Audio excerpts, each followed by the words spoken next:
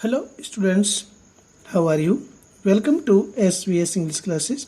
We are here to study the poem Amanda, composed by robin clean. Robin clean का पूरा नाम है robin मैकमॉफ clean के द्वारा लिखित अमेंडा नाम की ये पोएम। अमेंडा इसका हिंदी अर्थ कुछ नहीं है क्योंकि ये एक छोटी लड़की का नाम है और उस छोटी लड़की के माध्यम से रॉबिन क्लिन हम पाठकों को क्या संदेश देना चाहती है वो इसमें दे रखा है। रॉबिन क्लिन इस पोएम के माध्यम से छोटे बच्चे जो स्कूल जाने वाले होते हैं उन बच्चों को एक संदेश है कि उनके माता पिता उन्हें किन किन बातों को करने के लिए मना करते हैं, किन किन बातों को करने के लिए कहते हैं। इस बात पर इसमें बताया गया है कि एक छोटे बालक को माता पिता किस प्रकार से नियंत्रित करते हैं और किस प्रकार से उसको निर्देशित करते हैं इस बारे में, और फिर बच्चा क्या चाहता है, ये सब कुछ इस पोएम में बताया गया है। तो आइए इस पोएम को हम स्टैंजा वाइज स्टडी करते हैं। तो डियर स्टूडेंट्स, स्टैंजा को शुरू करने से पहले थोड़ा सा और चर्चा करते हैं। जब हम परिवारों में सामान्य रूप से देखते हैं और उनके माता पिता उन्हें कुछ निर्देश देते हैं तो ऐसा सामान्य बात है कि प्रत्येक बच्चे को ऐसा महसूस होता है, लगता है कि उसे नियंत्रित किया जा रहा है और उसे एक या दूसरे काम को नहीं करने का भी निर्देश दिया जा रहा है कि भाई आपको ऐसा नहीं करना है, ऐसा नहीं करना है। तो ऐसा आप भी महसूस कर सकते हैं, आप भी महसूस करते हैं कि आपकी स्वतंत्रता पर कटौती की जा रही है। नहीं भाई आपको ये नहीं करना है, आपको ये नहीं करना है। तो ऐसा लगता है कि ये तो हमें सब चीज़ को करने के लिए मना ही कर रहे हैं, हमारी स्वतंत्रता ही नहीं है। तो ऐसा महसूस होता है कि जैसे हमारी स्वतंत्रता की कटौती की जा रही है। और उन कुछ चीज़ों को हम ध्यान दें कि हमारे भविष्य के लिए, हमारे परिवार के लिए क्या चीज़ें उचित हैं और क्या अनुचित। देखिए, स्वतंत्रता पूर्ण रूप से अच्छी होती है लेकिन नुकसानदायक भी होती है। यदि हम दो पेड़ों की तुलना करते हैं, एक पेड़ हमारे घर के आंगन में खड़ा हुआ है, एक पेड़ जंगल में खड़ा हुआ है, वृद्धि दोनों की होनी है। लेकिन जो घर का पेड़ होगा उसकी शाखाओं को काटेंगे, छाटेंगे, वो सीधा तना बनेगा और दूसरा पेड़ भी वृद्धि करेगा, उसमें विभिन्न प्रकार की चारों ओर को शाखाएं निकलेंगी। लेकिन जंगल में परवरिश होने वाले पेड़ आखिर में आकर के वो किसी काम का नहीं होता है, कट करके ईंधन बनता है, चूल्हे में जल जाता है। लेकिन जो पेड़ देख रेख में बड़ा होता है तो उसके अंदर उसका तना, हम उसकी शाखाएं काटते रहते हैं, जो उसके दोष हैं उसको निकालते रहते हैं और वह एक लंबा तने वाला पेड़ बन जाता है जो विभिन्न प्रकार के फर्नीचर बनाने के काम में आता है। तो ठीक कुछ ऐसा ही इसमें समझाने का रॉबिन क्लिन ने प्रयास किया है। तो आइए शुरू करते हैं। Don't bite your nails Amanda, don't hunch your shoulders Amanda, stop that slouching and sit up straight Amanda। पहले में प्रश्न किया गया है और नीचे में उसका उत्तर दिया गया है। ये माता पिता के द्वारा, यानी कि विशेष रूप से माता के द्वारा कही हुई बात है और नीचे जो अमेंडा नाम की लड़की है वो उसका उत्तर देती है और सोचती है। तो एक लड़की अमेंडा अपने बड़ों के द्वारा दिए गए निर्देशों से बहुत परेशान है और उसके माता पिता कहते हैं कि डोंट बाइट। बाइट मीन्स होता है काटना, दांतों से काटने के लिए बाइट आता है, या कुतरना या चबाना। योर नेल्स, अपने नाखूनों को। अमेंडा, उसके माता पिता कहते हैं कि अपने नाखूनों को मत काटो। अमेंडा की माता अमेंडा से नाखून कुतरने, नाखून काटने या नाखून चबाने के लिए मना करती है। डोंट हंस योर शोल्डर्स अमेंडा। हंस मीन्स झुकाना या उचकाना। योर अपने, शोल्डर्स कंधों को, अमेंडा वे अमेंडा से अपने कंधों को मोड़ने या उचकाने के लिए भी मना करते हैं। स्टॉप, बंद कर दो। That's slouching. स्लाउचिंग कहते हैं ढीले ढाले बैठना, सुस्ती के साथ बैठना। जैसे कक्षा में कहते हैं भाई सीधे होकर बैठो, क्या सुस्ती के रूप में बैठे हुए हो, सुस्ती मायूसी छा रखी है, आलस्य छा रखा है। तो स्टॉप, रोको। दैट्स स्लाउचिंग, उस ढीले ढाले ढंग से बैठने को या सुस्ती को, उस सुस्ती को छोड़ दो। And sit up straight. Sit up means बैठो, स्ट्रेट मीन्स सीधे, और सीधे होकर के बैठो, अमेंडा। अमेंडा के माता पिता, विशेष करके माता कहती है अमेंडा से कि अपने नाखूनों को मत काटो और अपने कंधों, डोंट हंस योर शोल्डर्स, अपने कंधों को मत उचकाओ, कंधों को झुका करके मोड़ करके मत बैठो। स्टॉप दैट स्लाउचिंग, और उस आलस्यता को छोड़ो। एंड सिट अप स्ट्रेट, और सीधे होकर के बैठो। इस तरह से अमेंडा की माता कहती है, तो वह इस प्रकार से किए जाने वाले निर्देशों से बहुत परेशान हो जाती है। तो फिर वह क्या करती है? There is a languid emerald sea where the sole inhabitant is me, a mermaid drifting blissfully। इसमें अमेंडा क्या सोचती है जब उसकी माता उसे इस प्रकार के निर्देश देती है? तो अमेंडा अपने बड़ों के निर्देशों से स्वतंत्र होना चाहती है।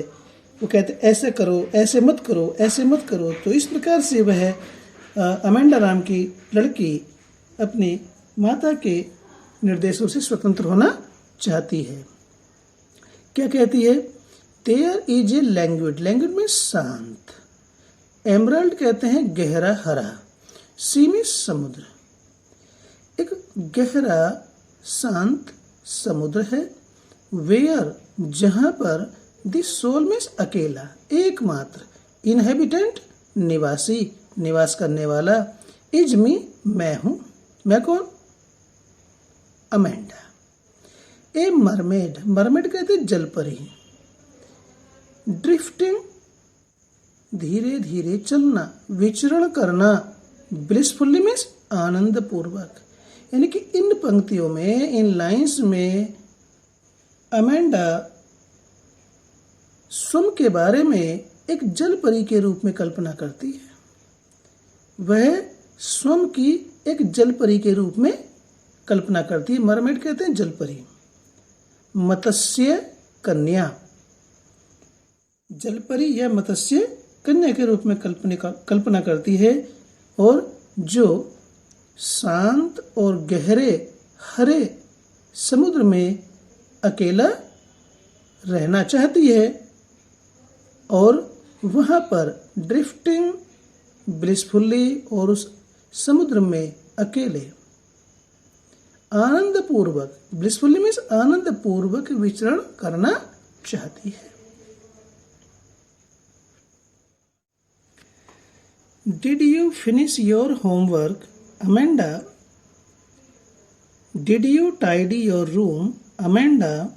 आई thought I told you to clean your shoes Amanda.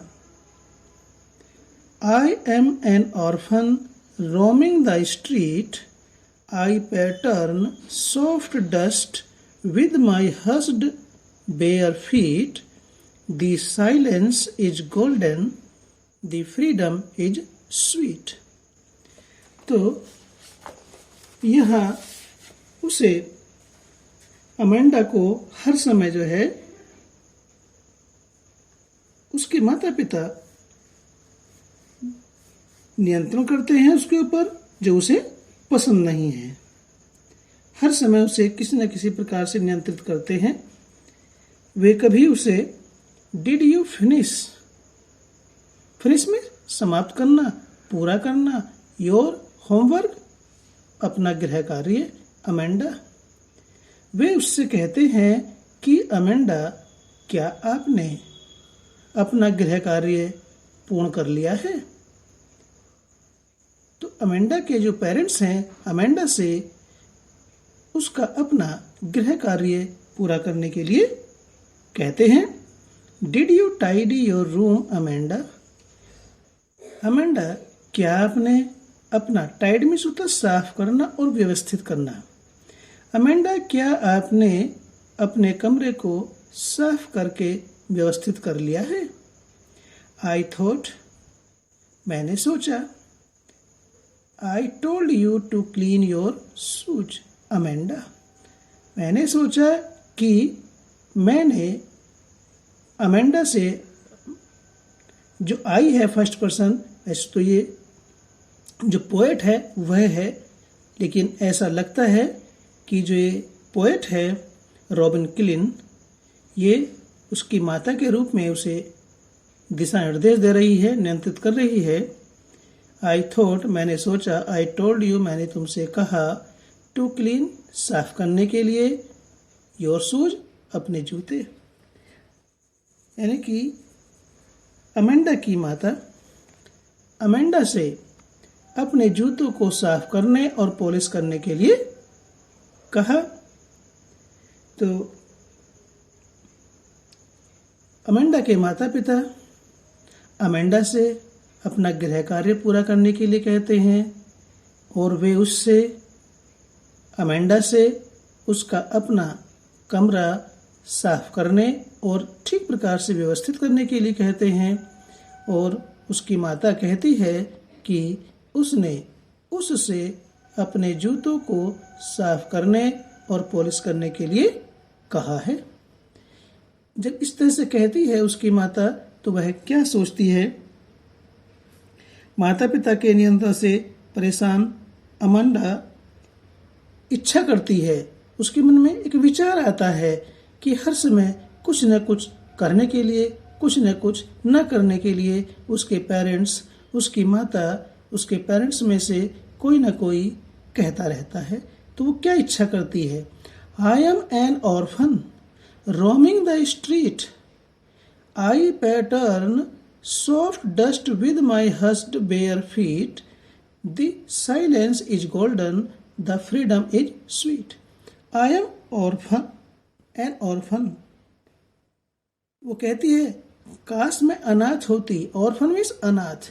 मैं अनाथ होती और कल्पना करती कि रोमिंग मीन्स घूमने वाली, द स्ट्रीट गली में, गली में घूमने वाली लड़की होती, या गली में घूमने वाली एक अनाथ लड़की होती। यानी कि उसके मन में एक कल्पना आती है, वह सोचती है काश वह अनाथ लड़की होती और गली में घूमने वाली एक अनाथ लड़की होती। आई पैटर्न, पैटर्न मीन्स आकृतियां बनाना। सॉफ्ट डस्ट, कोमल धूल के ऊपर। विद माई हस्ड, हस्ड मीन्स शांत। बेयर, नंगे। फीट मीन्स पांव। और मैं, कौन कर रही है ये? अमेंडा। अमेंडा सोच रही है, कल्पना कर रही है कि काश वो अनाथ होती और गली में घूमने वाली अनाथ होती, अनाथों की तरह गलियों में घूमती रहती। तो स्टूडेंट्स, गलियों में कौन घूमता है? ऐसी स्वतंत्रता भी अच्छी नहीं है जो 200 में गिनती उस स्वतंत्रता की हो जाए। तो मैं शांत और नंगे पांव से कोमल धूल के ऊपर या कोमल धूल पर आकृतियां बनाती या पद चिन्ह बनाती। The silence is golden, the freedom is sweet. वह शांति और स्वतंत्रता चाहती है। वो चाहती है कि चारों तरफ का माहौल उसका शांत रहे, वह शांति से जीवन जिए और स्वतंत्र रहे। तो वो कहती है द साइलेंस, शांति या खामोशी, इज गोल्डन, सुनहरी है। मीन्स खामोशी या शांति मूल्यवान है। यहाँ पर गोल्डन मीन्स गोल्ड सोना होता है, लेकिन यहाँ पर इसका मीनिंग है मूल्यवान, कि शांति या खामोशी मूल्यवान है। द फ्रीडम और स्वतंत्रता इज स्वीट मीठी है। मीन्स सुखद होती है। जो स्वतंत्रता होती है वह बहुत ही सुखद होती है, आनंद देने वाली होती है। फिर से देखते हैं ऊपर से। अमेंडा की माता अमेंडा से कहती है कि वह अपना did you finish your homework, क्या उसने अपना होमवर्क पूरा कर लिया है। Did you tidy your room, और फिर उसकी माता अमेंडा की माता अमेंडा से कहती है कि वह अपने कमरे को साफ और व्यवस्थित करे। I thought I told you to clean your shoes Amanda, और उसके विचार से उसने सोचा, उसे लगा कि किसने अमेंडा की माता ने अमेंडा से उसे अपने जूतों को साफ करने और पॉलिश करने के लिए कहा। तब वह कल्पना करती है, इच्छा करती है कि काश आई एम एन ऑर्फन, मैं एक अनाथ होती, और कल्पना करती रोमिंग द स्ट्रीट, और गलियों में घूमने वाली अनाथ होती। ऐसी वैसी अनाथ नहीं, गलियों में घूमने वाली। I pattern soft dust with my hushed bare feet, और मैं अपने नंगे और शांत पैरों से कोमल धूल के ऊपर आकृतियां बनाती और या पद चिन्ह बनाती। The silence is golden, the freedom is sweet. Amanda को शांति और स्वतंत्रता दोनों ही पसंद है, दोनों की इच्छा करती है, क्योंकि शांति मूल्यवान है और स्वतंत्रता बहुत ही सुखद होती है। Don't eat that chocolate Amanda, remember your acne Amanda, will you please look at me when I am speaking to you Amanda. I am Rapunzel, I have not a care. Life in a tower is tranquil and rare. I'll certainly never let down my bright hair. इसमें Amanda के माता पिता उसे बार बार कुछ न कुछ करने से रोकते रहते हैं। जैसे मैंने पहले कहा था कि आप अमेंडा के माता पिता अमेंडा से कहते हैं, वैसे तो सामान्य रूप से देखा जाता है कि माता पिता हर एक बालक को किसी न किसी प्रकार से नियंत्रित और निर्देशित करते रहते हैं कि आपको ये करना है, ये करना है, आपको ये नहीं करना है, आपको ये नहीं करना है। तो इस प्रकार से कुछ न कुछ न करने के लिए अमेंडा के माता पिता उसे रोकते रहते हैं। अब क्या कहते हैं? Don't eat that chocolate Amanda. वे कहते हैं, अमेंडा के माता पिता कहते हैं अमेंडा से कि वह चॉकलेट न खाए। अमेंडा के माता पिता अमेंडा से चॉकलेट खाने के लिए मना करते हैं। Remember your acne Amanda. क्यों मना करते हैं? रिमेंबर याद रखो, योर एक्ने, अब एक्ने कहते हैं मुहासे, तो अपने मुहासे को याद रखो, क्योंकि उसके चेहरे पर मुहासे निकले हुए हैं, इसलिए उसके माता पिता उसे चॉकलेट खाने से मना करते हैं। Will you please look at me when I am speaking to you. यानी कि उसके माता पिता में से जो कोई भी, अर्थात दो में से कोई भी एक उससे बात कर रहा होता तो तब कहते हैं when I am speaking to you, जब आपसे बात की जा रही हो, मैं आपसे बात कर रही हूँ अमेंडा, तो will you please look at मी, कृपया मेरी ओर देखिए, मेरी उपेक्षा मत कीजिए, मुझे नजरअंदाज मत कीजिए, मेरी ओर देखो, अर्थात मेरी बात पर ध्यान दो जब मैं आपसे बातचीत कर रही हूं। तब I am Rapunzel, I have not a care, तो अपने माता पिता के निर्देशों से ऊब करके अमेंडा जो है अकेला रहना चाहती है और वो कल्पना करती है आई एम रेपुंजेल। रेपुंजेल, काश में एक रेपुंजेल होती। रेपुंजेल एक राजकुमारी का नाम है। उसकी सौतेली माता होती है और सौतेली माता उसको कहीं आने जाने से रोकती है और उसे ऊंची मीनार पर, जिस पर न कोई सीढ़ी होती है और न कोई दरवाजा, वहां उसे रहने के लिए बाध्य करती है। तो वो कहती है, सोचती है, कल्पना करती है अमेंडा, काश मैं रेपुंजेल होती। आई हैव नॉट ए केयर, तो मैं निश्चिंत, not a care, care means चिंता, तो मैं निश्चिंत जीवन यापन करती, व्यतीत करती, अर्थात मुझे किसी प्रकार की कोई चिंता नहीं होती। Life in a tower is tranquil and rare, और वह किसी ऊंची मीनार में, टावर कहते हैं ऊंची मीनार, वह किसी ऊंची मीनार में रहना चाहती है जहां पर जीवन, ट्रैंक्विल मीन्स शांत, पीसफुल, एंड रेयर दुर्लभ, अधिक अच्छा, यानी कि वह किसी ऊंचे टावर में, किसी ऊंचे मीनार में जीवन यापन करना चाहती है जहां जीवन शांत और अत्यधिक अच्छा होता है, सुखद होता है। I'll certainly never let down my bright hair. I'll certainly means निश्चित रूप से, never मीन्स कभी नहीं, let down नीचे गिराऊंगी, my bright hair अपने चमकीले बालों को, मैं निश्चित रूप से कभी भी अपने बालों को नीचे नहीं गिराऊंगी जब वह ऊपर मीनार पर रहेगी, और न ही किसी को अपनी मीनार पर आने की अनुमति देगी। इस प्रकार से वह कल्पना करती है, सोचती है। तो फिर से देख लेते हैं, तो इसे वीडियो बड़ी तो हो जाएगी। अमेंडा के माता पिता अमेंडा को चॉकलेट खाने से मना करते हैं क्योंकि उसके चेहरे पर मुहासे हैं। इस चीज को उसे ध्यान रखना चाहिए।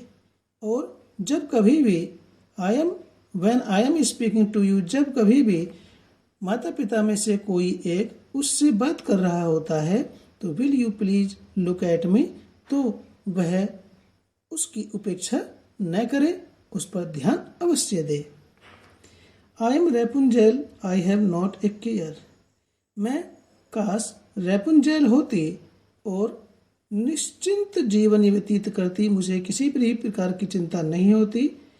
लाइफ इन ए टावर, और किसी ऊंची मीनार पर रहती, टावर में ऊंची मीनार पर रहती, अपना जीवन यापन करती जहां पर ट्रैंक्विल मीन्स शांति, जहां पर शांति होती, और एंड रेयर, और वहां पर अत्यधिक अच्छा होता।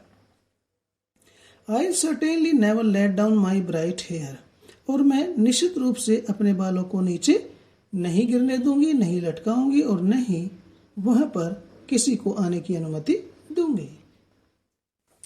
Stop that sulking at once Amanda, you are always so moody Amanda, anyone will think that I nagged at you Amanda.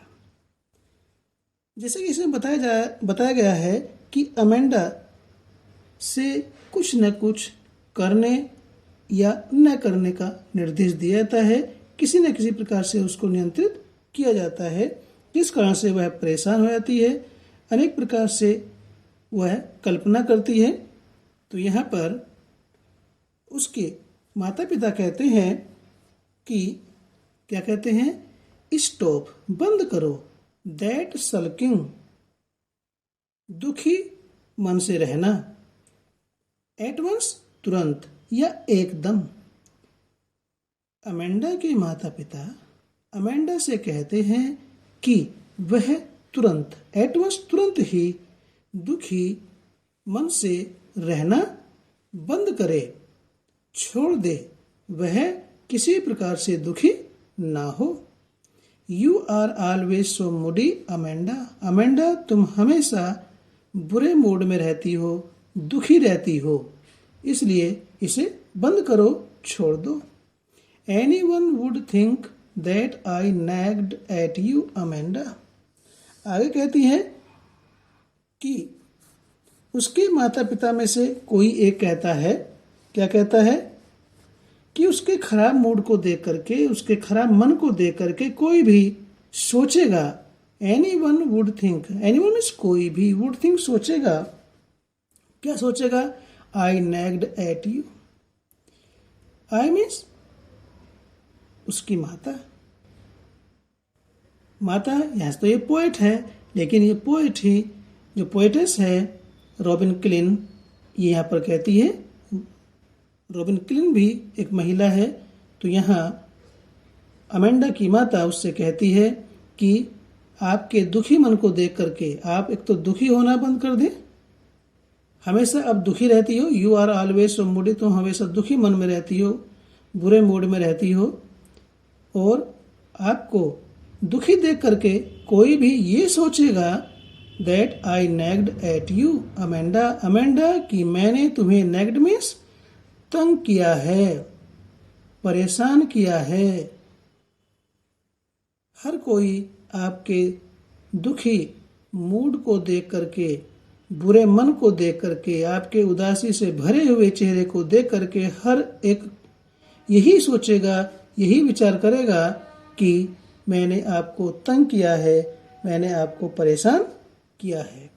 तो स्टूडेंट्स, इससे हमें यही संदेश मिलता है, कोई भी माता पिता अपने बालकों के बारे में बुरा नहीं सोचेगा। यदि वो स्वतंत्रता चाहते हैं तो ठीक है, स्वतंत्रता होनी चाहिए, लेकिन अपने माता पिता के कहे अनुसार भी कार्य करना चाहिए, क्योंकि वो हमसे अधिक अच्छा जानते हैं, उन्हें अनुभव है जीवन का कि उन्हें क्या करना चाहिए और क्या नहीं। जो अच्छा होता है वो उसके लिए ही करने के लिए कहते हैं, जो खराब होता है उसे रोकते हैं। तो हमें अपने माता पिता की आज्ञा अवश्य माननी चाहिए, और इस पोएम को पढ़ाने का, सिलेबस में रखने का यही उद्देश्य है कि हमें क्या करना है और क्या नहीं। अंततः हमें अपने माता पिता की आज्ञा माननी ही चाहिए। वीडियो अच्छा लगा तो लाइक कीजिए, चैनल पर सब्सक्राइब, पहली बार आए हैं तो चैनल को सब्सक्राइब कीजिए, अपने दोस्तों को शेयर कीजिए, और फिर मिलते हैं एक नई वीडियो के साथ। Till then take care, bye.